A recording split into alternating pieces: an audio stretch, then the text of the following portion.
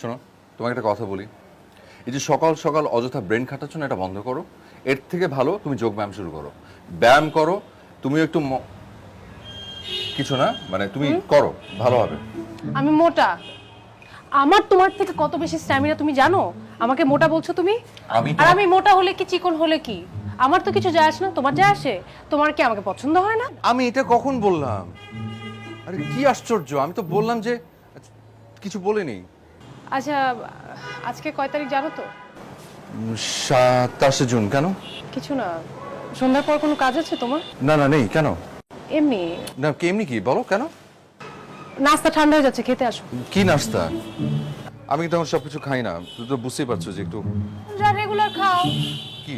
ঘিয়ে ভাজা পরোটা, ডিম, আলু ভাজি আর আর গরু মাংস। গ্রেট। রাজু ফোন দিছিল। ও ও, মাংস রান্নাটা যা হয়েছে না। রাত 8টার পর কিন্তু সুপার শপ বন্ধ। এখন তো নিয়ম তো এটা পুরো একদম, রাত 8টার পর সব ক্লোজ, সব বন্ধ, জানি। তখন কিন্তু আর কিছু কিনতে পারবা না। হ্যাঁ, শুনি, যা কেনার সব কিছু আগে আগে কিনে ফেলবা, যা যা কিনবে সকাল সকাল। লেট করার কোনো দরকার নেই, যেহেতু নিয়ম মেনে তো চলতে হবে। রাজু ফোন দিয়েছিল। শুনলাম তো একবার, বলো না। বুঝলি, তখন বলা।